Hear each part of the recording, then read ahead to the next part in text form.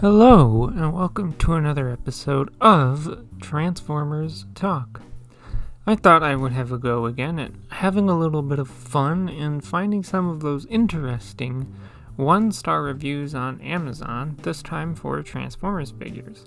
I did this once with Gunpla, and so why not do it for Transformers, and I may do it for other things as well. Anyway, let's get right into it. The first one is for the Kingdom Leader Class Beast Wars Megatron. The review reads, was clearly opened and put back inside the box. All the plastic bands used to keep the figure in place were missing and figure loosened package. Stickers were directly placed on packaging. Ultimately, figure seemed undamaged, but won't be buying from this seller again. What I think we have here is a case of the person not reading the description of the item from the seller. I could be wrong, but it sounds like they went to the other sellers section, and you gotta be careful because when you're buying from someone like me, that's the kind of thing you get. The dumb thing about this review to me is that they gave the figure a 1-star review because it came loose, but it's not damaged. That's when you give the seller a 1-star review, not the figure. The second one is for the Studio Series Jeep Bumblebee. The review reads, purchased for my grandson who is an avid Transformers fan. The first broke, and we thought perhaps it was his fault. We purchased the second, and he was demonstrating how he could transform to vehicle mode, and it broke in the exact same place. He did nothing wrong. Bad design, Hasbro should refund money. Well, I'm not at all sorry to say that I completely disagree with it being the fault of the kid. These things don't break unless you do something, like mistransform it or bend a joint or something in a manner that it should not be. It's not a bad design, and no, Hasbro doesn't owe you anything, but you could have easily called Hasbro's customer support and they would have taken care of this issue with ease, just as they have done with me before. I believe this is the case of the parents believing everything their kids say, as they could do no wrong when it's the parents who are the fools here.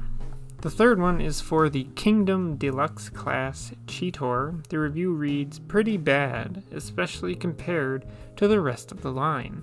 His arms don't lose well due to parts on his back, and his feet don't hold his weight, so he's almost imposable. I read that verbatim, by the way. I did not mess that up, because first of all, the grammar of this review is complete trash.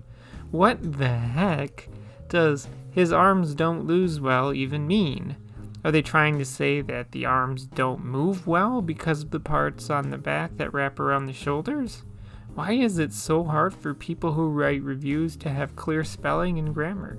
Yes, that is the entire reason why I picked this review, because it's very hard to understand what this person is complaining about. The fourth one is for the Cyberverse Ultimate Class Optimus Prime. The review reads, the box says 6 years and up, but my 7-year-old very bright grandson couldn't possibly transform it, even with the directions. His dad, an engineer, took a long time to figure it out following the directions, and he said some of the steps were missing in the directions. Grandpa, who is a carpenter, also had difficulty with it. In addition, the toy isn't sturdy enough to withstand many transformations. I wouldn't pay $5 for it.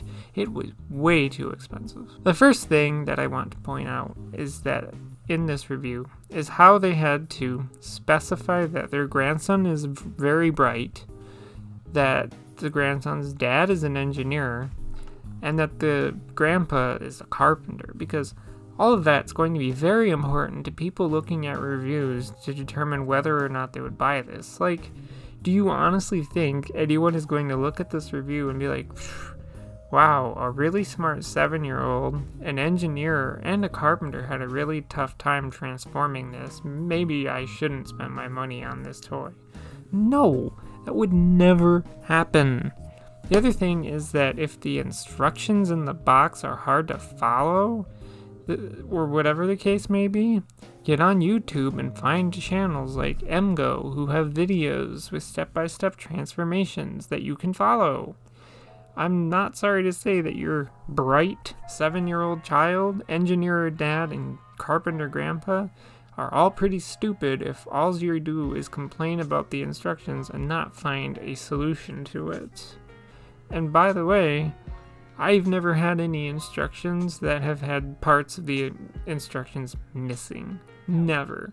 That never happens. The fifth one is for the Studio Series Deluxe Class Jet Mode Shatter. The review reads, "Cannot reach anyone to complain and then hopefully give instructions for how to change this figure into a plane. Impossible to do this without instructions." Right. It's so impossible to do without the printed instruction.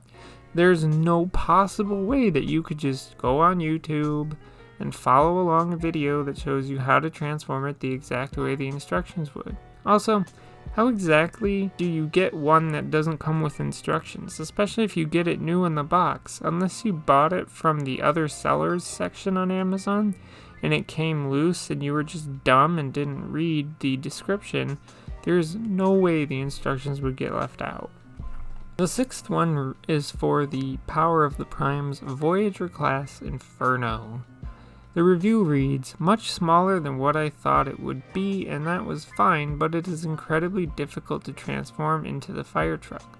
2 adults and 3 children, and we still can't get it done. Wouldn't recommend or purchase again." Firstly, did you try using the included instructions, or did you just take it out of the box and assume you could figure out how to transform it just by looking at it? If the instructions were too much for you to understand, did you try using a video for transforming it? It really boggles my mind that 5 people couldn't figure out how to transform this toy.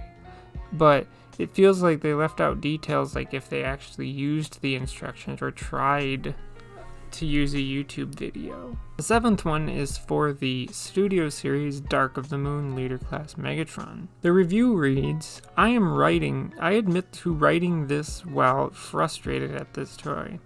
It espouses 30 steps to transform from robot to mech truck. Those instructions are in tiny font blurry pictures. They are only from robot to truck. Yeah, it's not as easy just using them backwards. So I reached out to Hasbro customer chat. They sent me the instructions in PDF. Yeah, just as crappy and illegible as the printed. Why can't they just record someone making them transform on YouTube? Or print better instructions?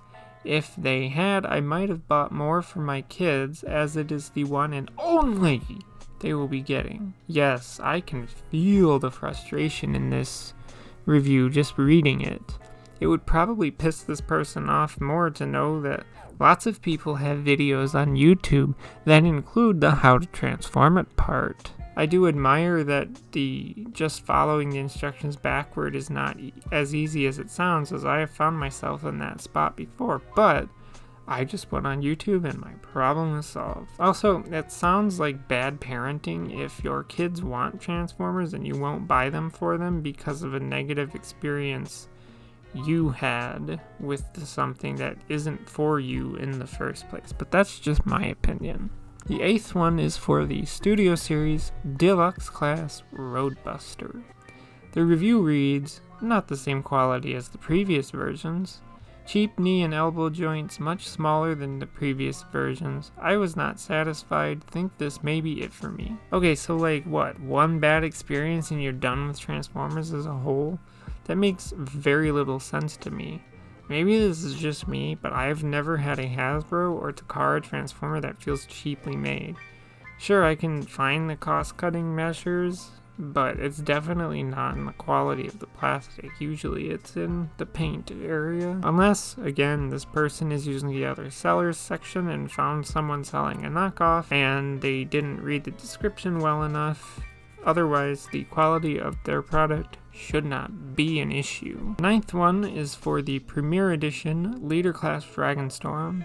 The review reads, fragile, breaks easily merely by transforming it.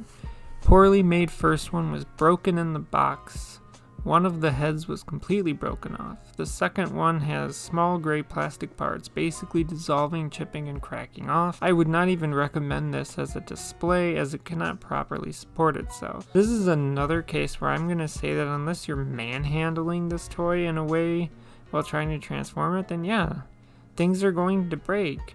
It's not the fault of the toy, it's the fault of the person who handles the toy like a fucking barbarian. I also don't understand what they mean by parts dissolving, chipping, and cracking off. The only way the plastic would do that is if it is being put under stress, which is only caused by bending it in a way it shouldn't be bent, which is mainly going to happen from user error. The 10th and final one is for the Siege Deluxe Class Spinister. The review reads, I ordered this thinking he was going to be great. The figure is amazing, but he came with 2 right arms and the packaging was clearly already open. Again, this is another case of you gotta be careful and read what the seller has listed for the product. I would heavily advise against using the other sellers section unless you are going to take the time to read their descriptions carefully. Otherwise, you're going to end up with a figure with 2 of the same arm. With that, this video comes to a close. Before I end this, I just want to say that maybe it sounds like, I'm like a Hasbro fanatic or whatever you want to call it, but like a lot of the things these people complain about, I've run into a few issues. I've seen, Transformers that are broken in stores. But that's usually something where, like the case of Walmart, where somebody will return something broken and Walmart just puts it back on the shelf. So I'm not like a shill for Hasbro or something.